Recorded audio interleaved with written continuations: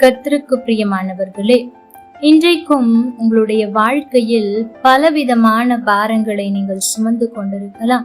இன்றைக்கும் வேதத்திலிருந்து ஒரு பாரத்தை குறித்தும் அந்த பாரத்திலிருந்து விடுதலை பெற என்ன வழி என்பதை குறித்தும் தான் நாம் இன்றைக்கு தியானிக்க போகிறோம்.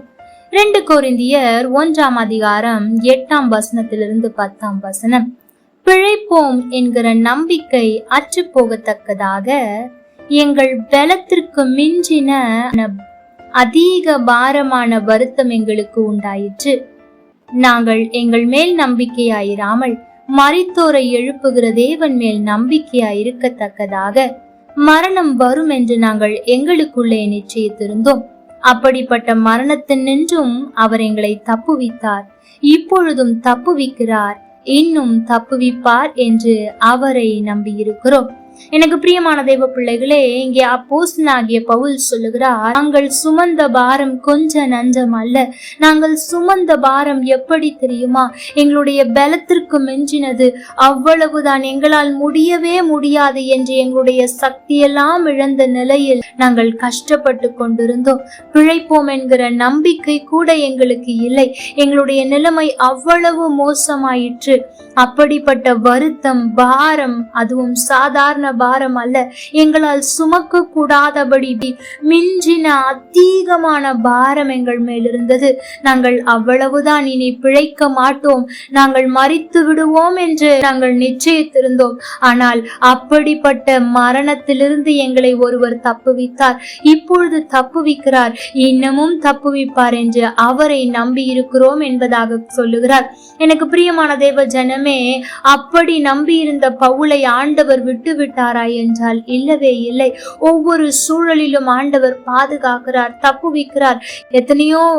எத்தனையோ விதமான கடல் பிரயாணங்கள் உண்டு, கப்பல் சேதங்கள் உண்டானது. ஆனால் அவனுக்கு ஒரு சேதமும் உண்டாகாமல் ஆண்டவர் தப்புவித்தாரே.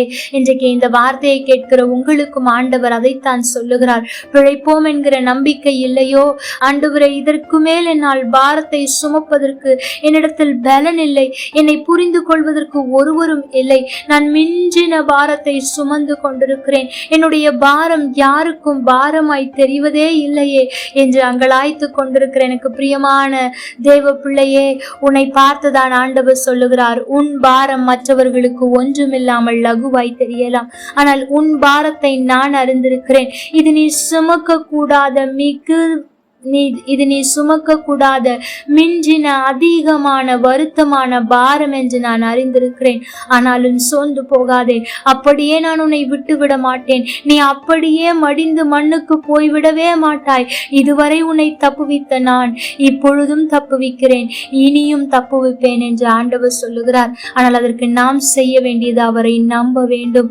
ஆம், என்னுடைய சூழ்நிலை மோசமானதுதான், மரித்து 4 நாள் ஆனாலும் சரி, என் தேவன் உயிர்ப்பிக்க வல்லவர் என்ற அந்த நம்பிக்கையை நீங்கள் உங்களுடைய வாழ்க்கையில் வையுங்கள்.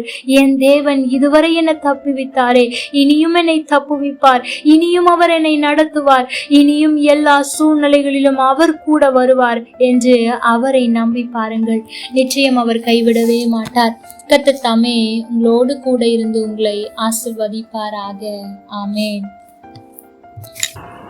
லைக் பண்ணுங்க, ஷேர் பண்ணுங்க, கமெண்ட் பண்ணுங்க.